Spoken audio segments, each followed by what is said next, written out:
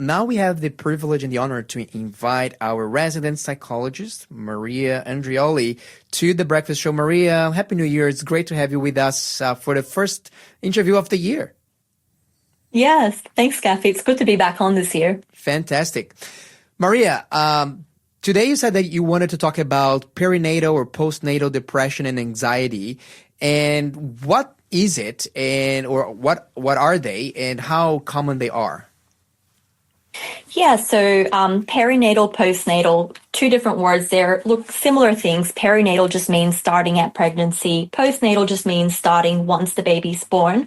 But basically, they're two very real mental health conditions that especially moms are vulnerable to.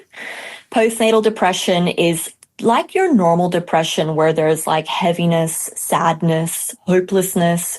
But in addition to that, there's a lot of kind of guilt surrounding loss of joy with their baby. There's a lot of like negative thoughts and beliefs, like you're failing as a parent, or even negative beliefs about the presence of their baby, and just like a lot of guilt there. And postnatal anxiety, similar to regular anxiety, that constant worry, but usually there's a lot of like intrusive thoughts that can actually be really intense about something happening to the baby, and like, checking behaviors and things like that. Okay, so is this a common experience? Are there many women that experience that, or this is a really rare situation? It's actually extremely common. Look, most moms will experience what we call the baby blues, which is just like a really deep sadness in like the couple days after they've had a baby. But some moms will go on to develop postnatal depression and anxiety. And it's actually quite common. It's not rare at all. So this is a bit of a counterintuitive, particularly, I believe, for first-time moms or for people that are hearing about it for the first time. I remember when I heard about it for the first time, it was very confronting even to me, because normally the arrival of a baby is a moment of rejoicing, of joy. Of course, there are some challenges, but usually the families are all excited, the parents are excited, So what causes it? So and what's missing in that picture, so that we move from this joyful expectation to this anxiety and depression about it? I completely understand why it would be so confronting to hear about it. And actually, a lot of the moms who do experience it also feel so much guilt that they feel that way, because like it's supposed to be the happiest moment in their lives. But when we like kind of step back and realize what the moms have just been through, it makes a lot of sense. So first of all, like their hormones have just completely crashed after having a baby. Estrogen, progesterone just have like dropped down. So, just extreme hormonal changes going on there. Then there's the sleep deprivation, that keeps moms in like this constant state of survival. There's all this protective that comes up in moms to keep that baby alive that can really easily just roll over into just anxiety over keeping the baby safe. And on top of that, like her entire identity has changed, especially after a first baby, from, being a more independent woman to becoming a mother in one night. There's huge changes there that actually, when we look at it, it's like, oh, hang on, this actually makes a lot of sense. Yes. It's really understandable.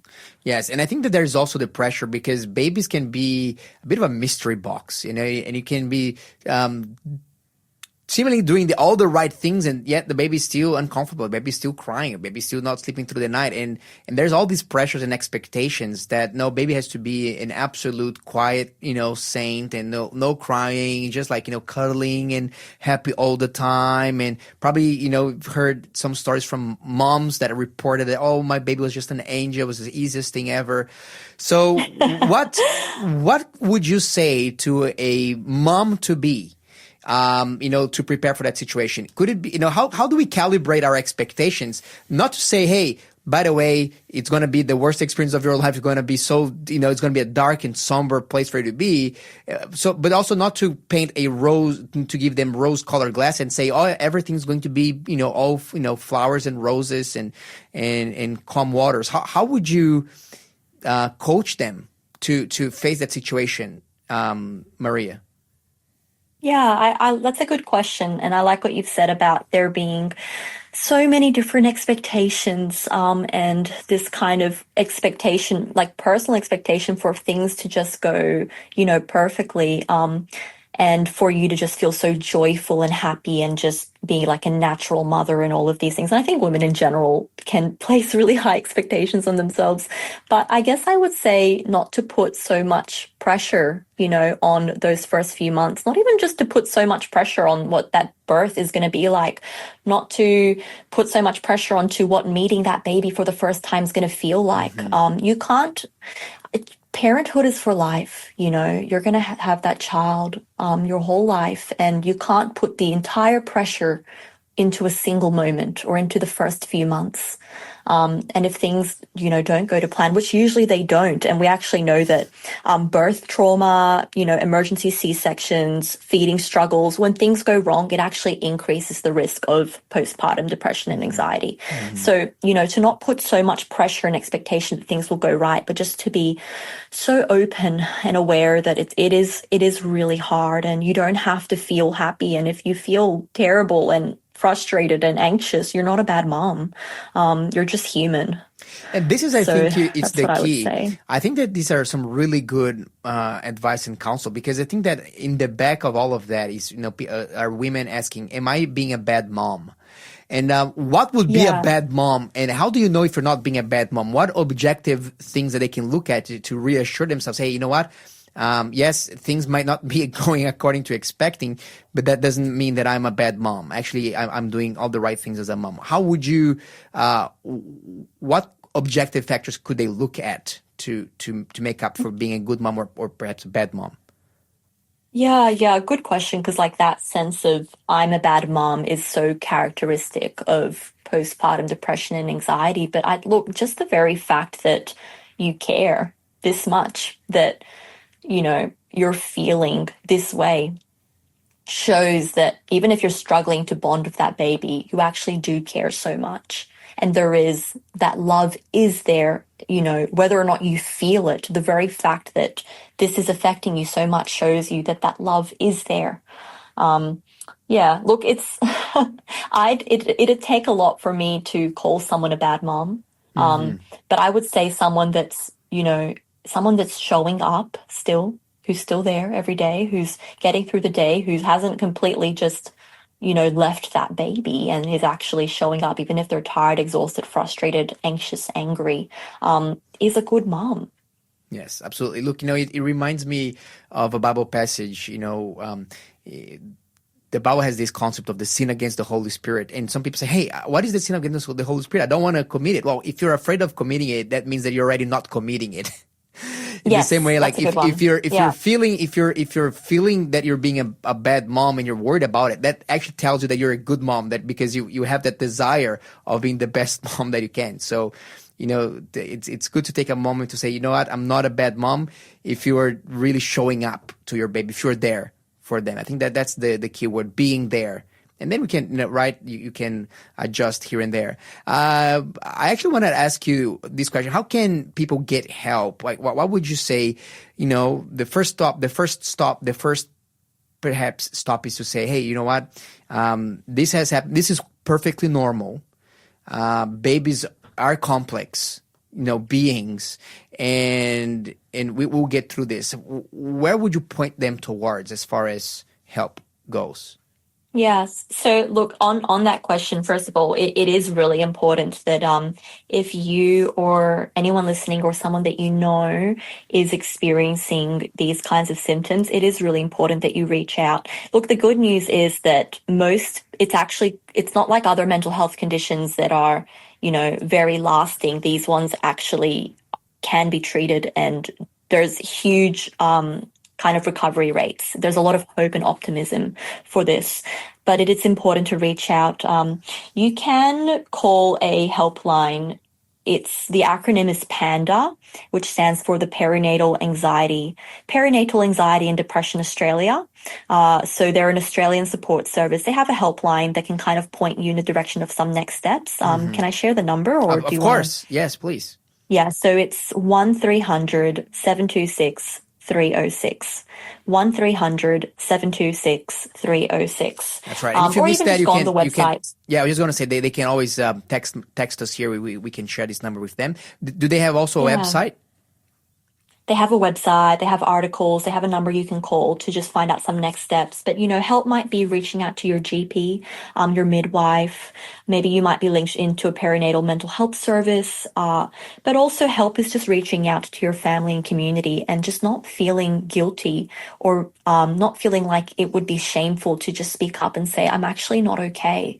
And being willing to accept help, because you're not meant to carry this on your own. Like, it takes a village to raise a child, and especially when they're a baby.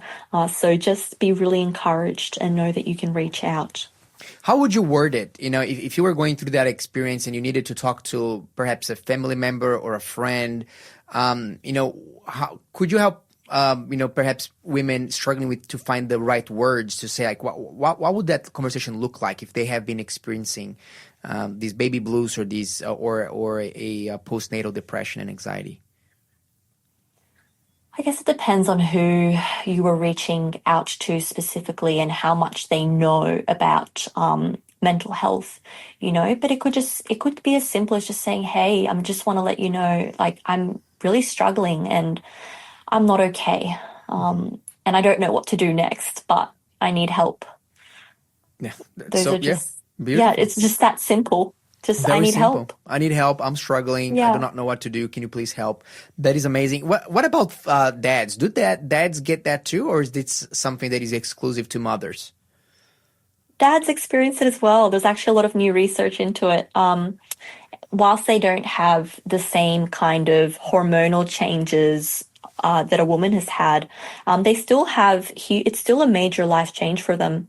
And dads are, especially at risk if there has been a traumatic birth, even for the mom where they felt helpless, if they are also experiencing sleep deprivation, and if their partner has gotten postnatal depression, that dads are also at risk of developing it as well. Plus that extra pressure for them to be the strong one when they actually may be struggling. But for dads, it actually looks different. It can come out a lot more as irritability or anger. Mm-hmm. It can come out as withdrawing emotionally. It can come out as overworking, avoidance of the baby and mom, and increase in addictions. So when we see these things, if we saw a father doing this, we would just assume, that's a bad dad. He doesn't care about his baby. He doesn't care about his partner. But it's good for us to kind of recognize, hang on, there could be something deeper going on here. Yeah. And how could I support him? No, that's so good. I remember that I once, I might have misjudged someone. That was many, many years ago. I would say, 15 or so years ago. I had a work colleague, and he his wife gave birth to twins, and as immediately after the date of birth, he's starting to work from 8 a.m. to 11 p.m. every day. He would not step foot at home. And I remember me really judging him, saying, what a terrible dad. But I didn't realize that, hey, maybe he was actually experiencing postnatal depression himself. And there was something deeper going on. Yeah, I love that you've made that link there and had that realization. And look, I think it's so easy for us to judge both moms or dads, new moms or dads, when we see them kind of really, because depression can show up for people as what looks like not caring. But it's so much deeper than that. And I think just as we're supporting people or watching the people around us become parents for the first time, it's so important that we approach them with compassion and care. Even if they're showing things or doing things that we just don't understand, there could be so much more going on. And chances are that they already feel horrible about themselves inside, and they don't need us, to add to that, but they actually need a lot of grace and love. Thank you so much, Maria. This was some really important advice or information, education about this super important topic. And if you, listening friend, if you have any questions regarding perinatal or postnatal depression, if you are struggling, if you're a new mom, if you're a new dad and you're struggling, hey, reach out to us here, 0491 and 064669. Perhaps we can point you in the right direction, talk to you. But, let's really listen to these very reassuring words. That does not mean that you are a bad mom or a bad dad. On the contrary, probably that means that you are a father and a mother that cares. And I think that this is the number one element of a good father or a good mother, someone that cares deeply about the well-being of your child. Maria, thank you so much. Thanks for being a part of the Faith FM family. Join our community on Facebook or get in touch at 1-800-FAITH-FM.